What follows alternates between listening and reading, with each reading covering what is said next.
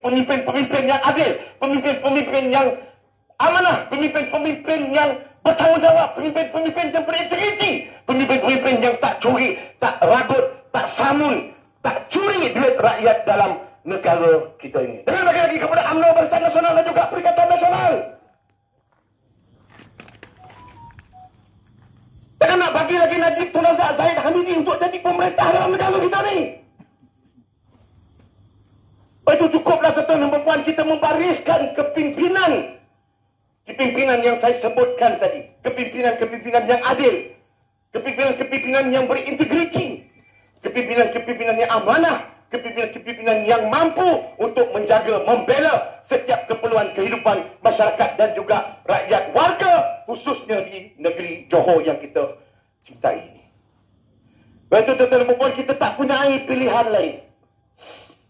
Tuan yang ada pada malam ini, jika ada sanak saudara, adik-beradik, jiran tetangga, sahabat andai dan sebagainya, kena pastikan pada 12 hari bulan Mac ini nanti mereka pulang mengundi, balik mengundi, dan undilah calon daripada Pakatan Harapan dan juga Muda. InsyaAllah selepas 12 hari bulan Mac ini nanti kita akan menubuhkan sebuah kerajaan yang benar-benar bersih, sebuah kerajaan yang benar-benar adil, sebuah kerajaan yang benar-benar bertanggungjawab, sebuah kerajaan yang benar-benar amanah untuk kepentingan masyarakat, rakyat, bangsa Johor dan warga di negeri Johor ini. Untuk itu, di Dewan Undangan Negeri Senggarang, pilihlah saudara Amit Jamah yang berada pada kedudukan nombor 4 di kertas undi. Boleh atau tidak tuan-tuan dan puan?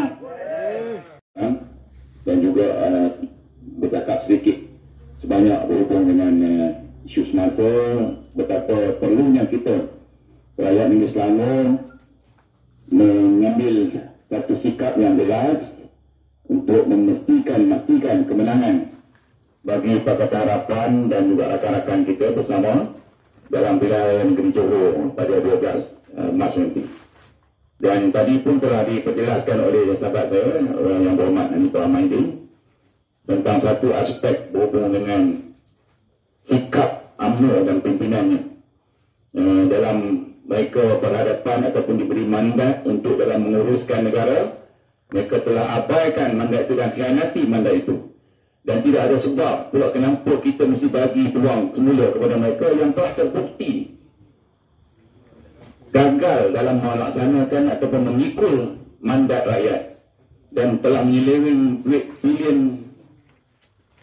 berbilion-bilion ringgit yang sepatutnya wang itulah yang digunakan untuk kebajikan dan pembangunan negara dan untuk kepentingan rakyat. Berbeza dengan negeri Selangor. Negeri Selangor kita memang fokus tumpuan pada rakyat. Saya 2 minggu lepas saya baru melancarkan program intervensi untuk menurunkan harga ayam, harga telur ayam, harga daging lembu dan harga ikan. Ayam sekarang ni kalau biasa RM8.90 kilo, RM9 kita jual RM8 je di Selangor. Saya dah atur sampai hari raya 60 lokasi jualan ayam setiap. Yang murah ini kita berikan kualiti yang sama, kualiti yang baik tapi harga yang murah.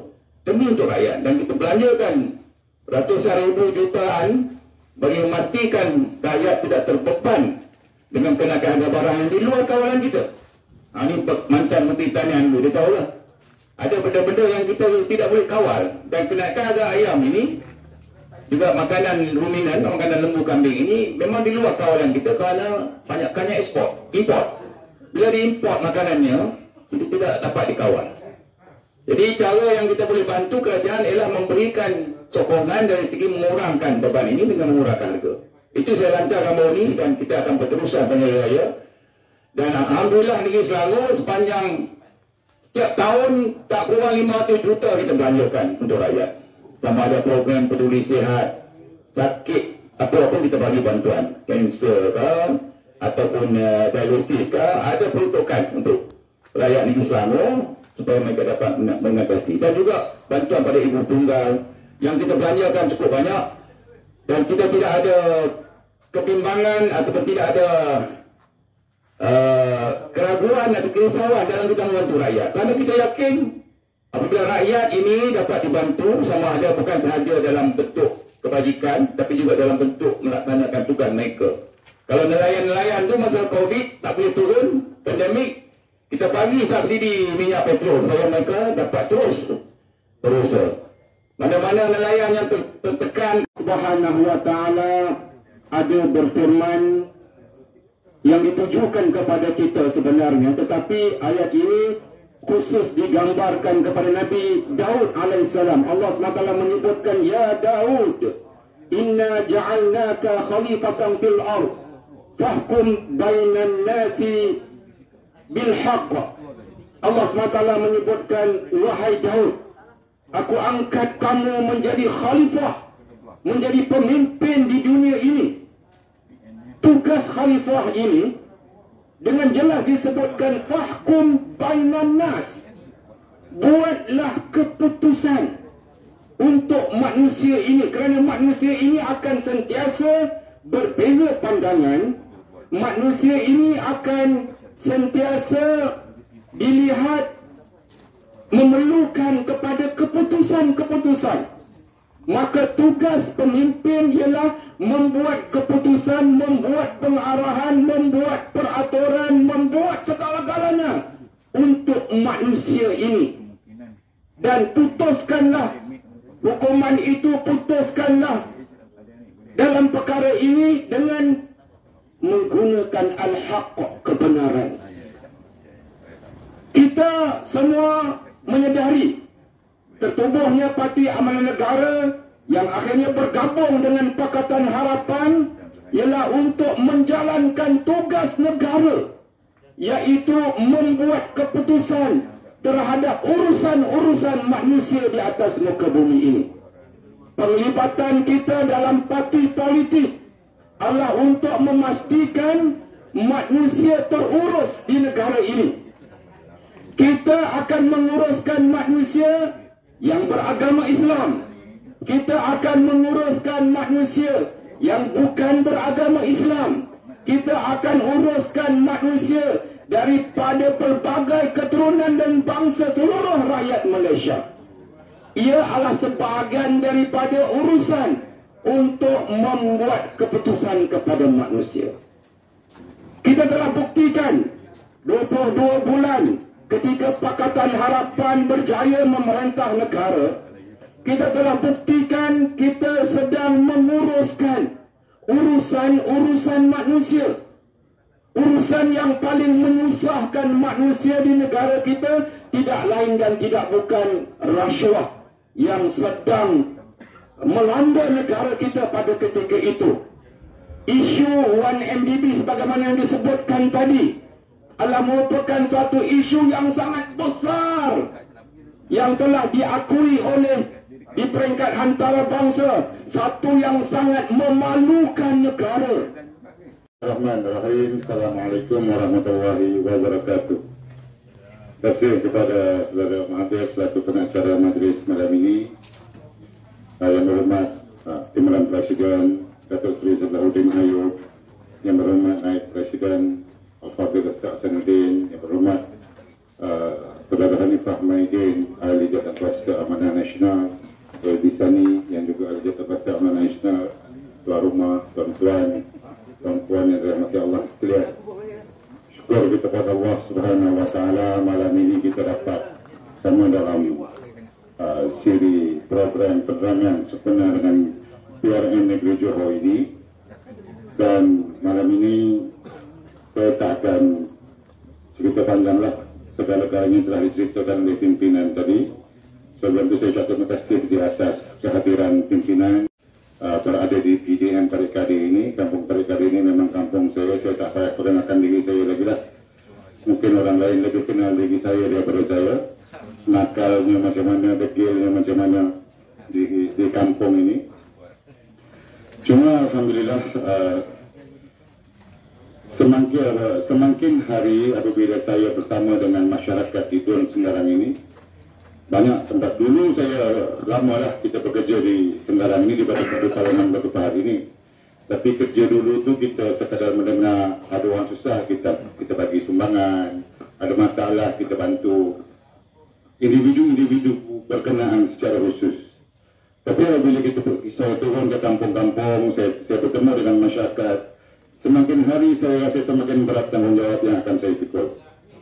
Terlalu banyak masalah yang dihadapi oleh masyarakat di Dun Senggarang ini. Banyak rintihan, aduan yang disampaikan kepada saya, dan saya tidak menjanjikan bulan dan bintang kepada mereka. Saya sebut kepada mereka, insya-Allah kalau saya diamanahkan untuk menjadi adun di Senggarang ini, kita bersamalah untuk membangunkan bersama Senggarang ini. Masalah yang utama yang kebanyakan disebut oleh masyarakat di sini ini masalah line internet yang agak lemah. Saya sebelumnya saya tak perasan sebab rumah saya ada Unify. Saya tak perasan sebab anak-anak saya pun tak ada masalah untuk buat PDPR ke pendidikan online. Apabila kita masuk ke kampung Sungai Ayam, kita masuk ke kampung Sungai Sulo, kita masuk ke kampung Seri Pantai, rupanya masyarakat di sana cukup menghadapi masalah tentang line telefon ini untuk anak-anak mereka belajar. Jadi itu yang paling banyak disuarakan kepada saya untuk kita melihat keadaan ini di masa-masa akan datang. Di samping masalah-masalah lainnya, masalah tebing runtuh yang tak pernah selesai daripada dulu, masalah banjir yang tak pernah selesai, masalah hari ini sebahagian petani-petani di kampung menghadapi masalah musuh tanaman mereka, dan musuh yang paling utama yang dihadapi oleh petani-petani khususnya mereka yang mengusahakan tanaman konten adalah babi. Banyak aduan tentang babi yang merosakkan tanaman mereka, di samping input pertanian yang semakin hari semakin mahal. Jadi itu antara masalah utama yang dihadapi oleh penduduk di Dun Senggarang, khususnya di masalah yang dihadapi oleh penduduk di Dun Senggarang. Jadi insya-Allah saya berharap kepada kita semua, sekiranya saya diamanahkan untuk menjadi adun di Senggarang ini, kalau saya seorang, saya rasa saya tak mampu. Saya mengharapkan kita bersama untuk merubah keadaan ini, di samping kita membangunkan bersama Dun Senggarang ini di masa-masa akan datang. Jadi sekali lagi saya ucap terima kasih di atas kehadiran pimpinan yang datang ini pun bukan orang yang asing bagi Batu Pahat. Pak Hanifah Maidin pernah bertanding di Parlimen Batu Pahat tahun 2004. Dia calon, saya wakil calonnya waktu itu. Kebetulan waktu itu kalau tuan-tuan ingat cerita menang tak bertanding di Dun Senggarang, Dun yang pertama kali diwujudkan. Dun Senggarang ini wujud tahun 2004. Waktu itu Dun yang pertama diwujudkan di dalam negeri Johor ini pas menang tak bertanding. Kalau tuan-tuan ingatlah nama yang berhormat Dr. Ramli Kari. Dalam dewan waktu itu saya Hanifah ada dalam dewan itu. Hanifah lah yang bergaduh dengan Arif, yang akhirnya kita berjaya dapat menang tak bertanding hari itu. Saya Nurdin 3 kali bertanding ini bersama dengan kami. YB Salahuddin memanglah lama dia duduk Batu Pahat, sewaktu jadi ketua muda PAS Johor, jadi ketua muda PAS pusat. Dan mereka ini tidak asing lah bagi masyarakat Batu Pahat, dan hari ini mereka hadir untuk membantu Senggarang ini memastikan kemenangan kita dalam PRN yang akan berlangsung pada 12 hari bulan nanti. Dan saya pun di Senggarang ini kita bertanding 5 penjuru. 5 tu, 2 orang tu kawan baik, yang seorang kawan baik saya bisa Salahuddin dulu, saudara Halal Faizi. Kami semua kenal. Yang seorang Ustaz Yusla tu memang kawan saya selalu minum teh sama-sama di Pekan Senggarang. Dia pun duduk pada Kemang. Yang seorang lagi itu pernah ketua kampung yang Tening Gabas, saudara Baharudin Abdullah, dulu daripada Bersatu, dan kita sama-sama berkawan baik sampai sekarang pun, bukan dulu aja. Sebab itu saya bila jumpa dengan mereka kami tetap bersahabat. Yang seorang saya tak kenal, yang daripada berjuang itu saya tak kenal. Jadi itulah yang berlaku di PRN ini. InsyaAllah saya mengharapkan sekali lagi sokongan-dukungan daripada semua pihak untuk sama-sama kita memastikan kita bukan nak menang Dun Senggarang, tuan-tuan. Itu kita kena ingat ya. Kita nak mempertahankan kemenangan. Yang lepas kita menang. PRD 14 itu kita dah menang Dun Senggarang ni. Dan kali ini kita nak mempertahankan kemenangan. InsyaAllah saya yakin dengan usaha yang kita buat sama-sama, InsyaAllah kita berusaha terus, berdoa kepada Allah Subhanahu Wa Taala, mudah-mudahan Allah memberikan keputusan yang terbaik kepada kita semua untuk memastikan kepentingan rakyat terjaga, kepentingan agama terjaga, kepentingan negara terjaga, dan kepentingan semua sekali makhluk yang ada di bumi Malaysia ini terjaga insya-Allah. Wabillahi taufiq wal hidayah. Assalamualaikum warahmatullahi wabarakatuh. Assalamualaikum warahmatullahi wabarakatuh. Dan salam sejahtera. Bismillahirrahmanirrahim. Alhamdulillah Rabbil alamin.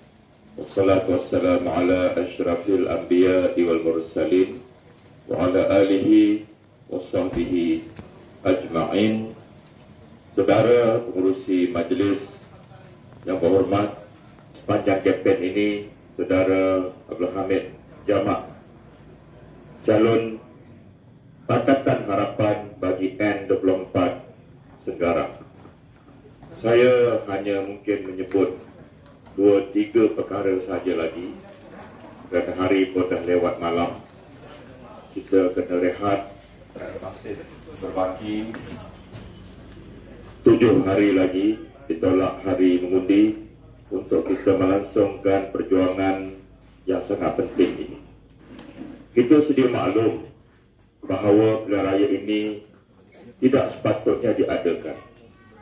Orang kampung mesti faham kenapa mereka tak sabar untuk bertangguh mungkin 6 bulan saja lagi, ataupun apa salahnya sekiranya penggal ini dihabiskan.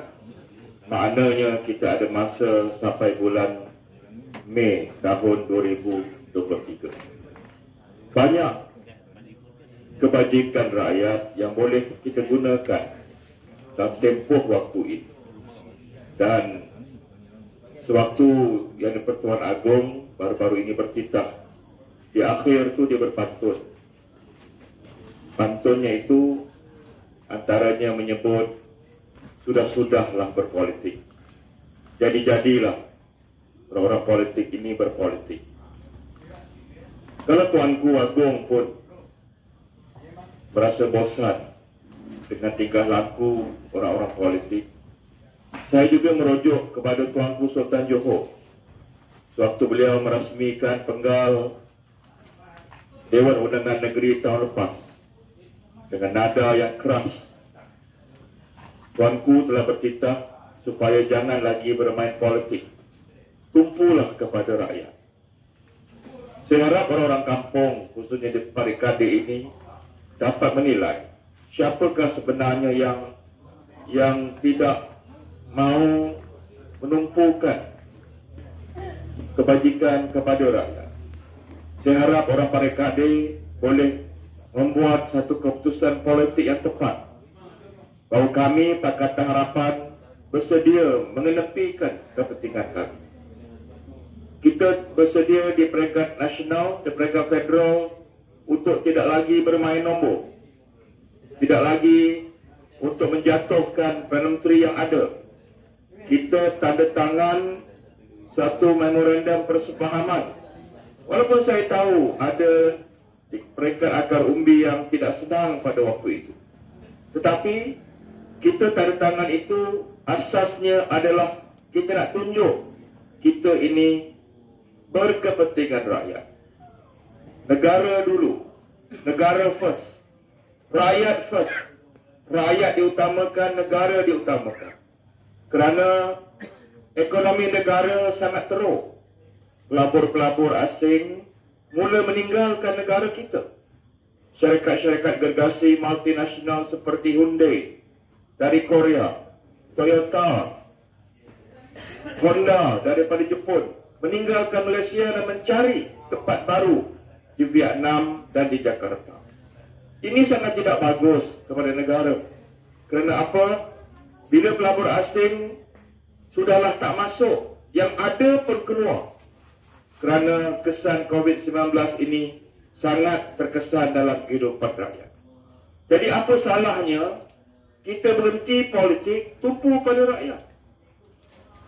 Kita boleh buktikan. Kita dapat untuk meyakinkan kerajaan, Kementerian Kewangan berunding dengan kita. 40 bilion kita minta kerajaan tumpukan kepada memerangi COVID-19 dan berjaya. Kemudian kita pergi kepada pindaan perlembagaan untuk kita selesaikan isu puluhan tahun rasa gelisah kawan-kawan kita di Sabah dan Sarawak atas isu hak sama rata. Perkara M16 kita telah berjaya pindah dalam parlimen dengan kita membangkang PH sokong kerajaan. Kerana bila nak pindah perlembagaan memerlukan majoriti 2/3. Kita buktikan demi rakyat, kawan-kawan kita di Sabah Sarawak, kita letakkan perbezaan politik. Yang penting perlembagaan negara dapat kita pindah dan rakyat Sabah yang ada pada hari ini dapat menikmati taraf yang sama. Kau tak tengok, tak berapa lama lepas pindah tu mereka pun nak sama juga jadi Perdana Menteri. Tak nak jadi Ketua Menteri dah, nak pakai perkataan Premier. Tak apalah, tak apa. Asalkan ekonomi, kebajikan Sabah Sarawak yang ketinggalan hampir 60 tahun sejak negara merdeka dapat kita perjuangkan. Dalam Dewan Undangan Negeri Johor, saya juga seorang adut. Semasa meneruskan belanjawan negeri tahun lepas, kerajaan yang ada pada hari ini hanya berbaki 2 majoriti saja. Kita sokong, kita letakkan kepentingan. Tuan-tuan, kalau kita tak sokong, maknanya belanjawan ini tak boleh diluruskan. Rakyat akan sengsara. Kerajaan Johor tak boleh belanja.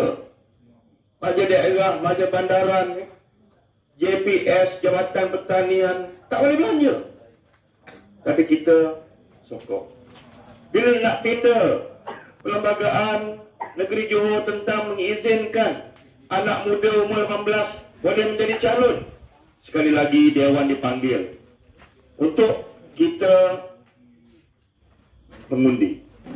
Dan bila nak pindah perlembagaan negeri, kena ada 2/3. Waktu itu, tuan-tuan sekalian, Allahyarham Datuk Osman Sophian Adut Kempas telah pun meninggal dunia. Tinggal 1 majoriti. Tapi kita pergi Dewan, kita sokong. Dewan dapat 2/3.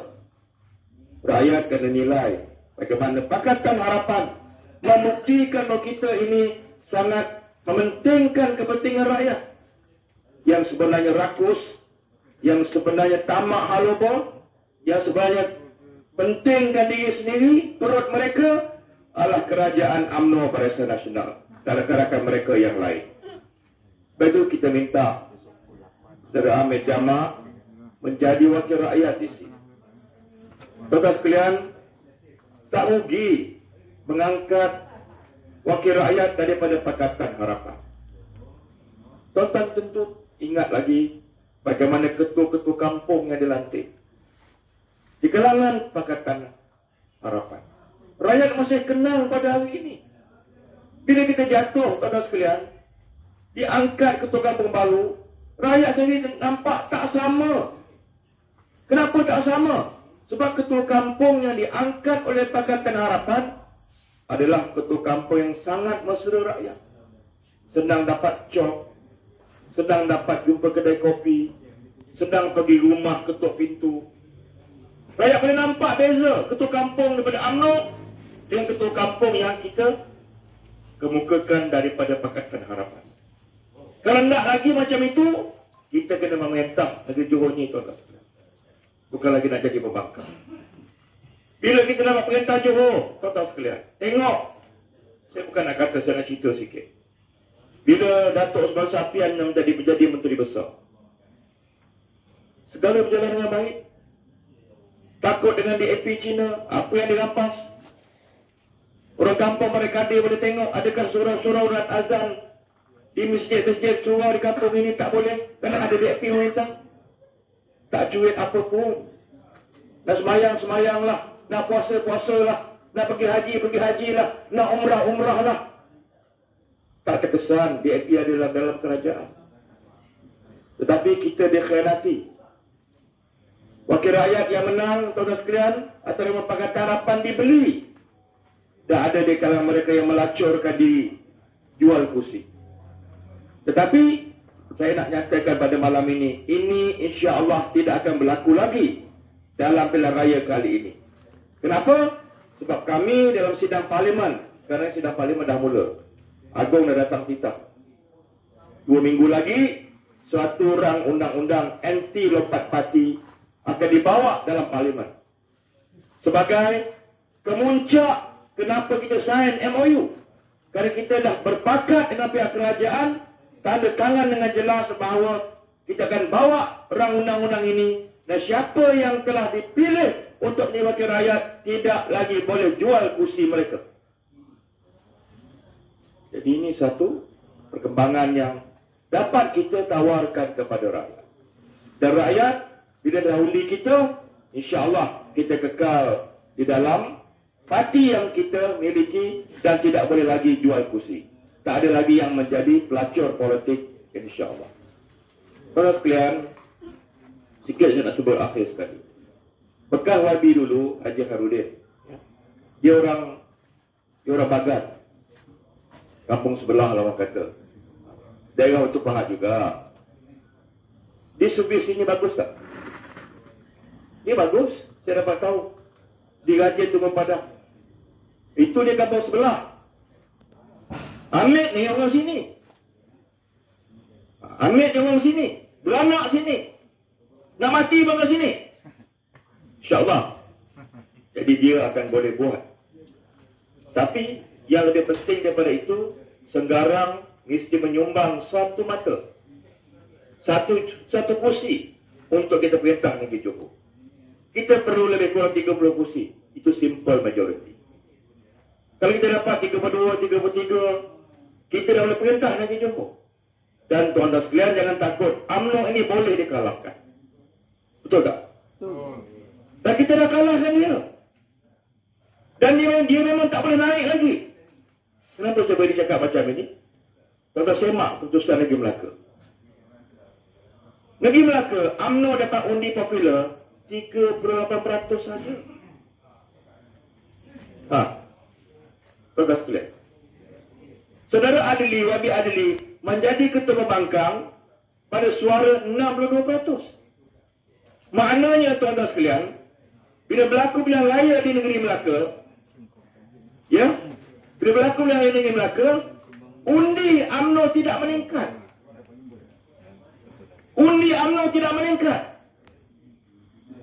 Betul tak? Tak meningkat undi UMNO.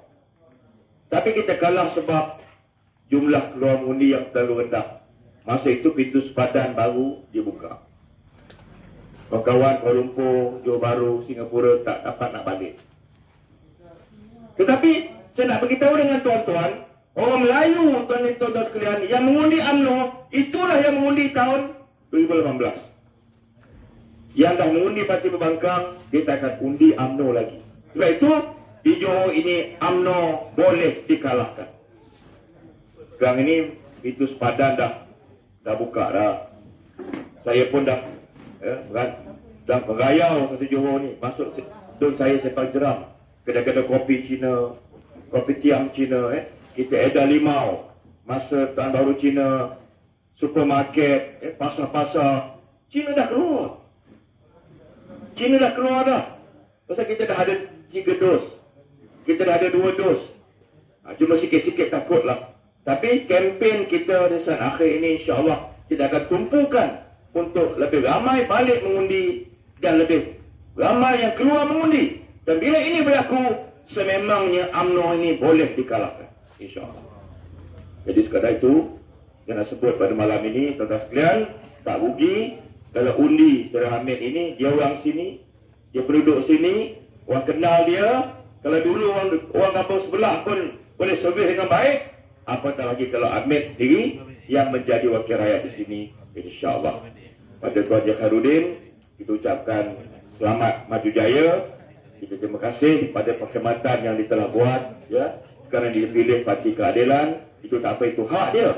Tapi tuan-tuan atas nama PH, bila PH jadi wakil rakyat, alhamdulillah semuanya perform, semuanya boleh buat kerja, semuanya akan menjadi buah mulut rakyat. Jadi ketua kampung pun orang boleh beza dengan UMNO, tuan-tuan sekalian. Jadi kita perlu menang di Senggarang, 12 hari bulan keluar mengundi. Pakat-pakat dengan telefon bimbit kita ni, panggil saudara mara, panggil kawan-kawan Cina Melayu baliklah mengundi, kerana ini bukan pilihan raya kecil. Ini bukan by election. Ini bukan satu pilihan raya yang nanti tahun depan parlimen bubar tidak. Bila kita undi kali ini, Johor akan kekal satu penggal 5 tahun.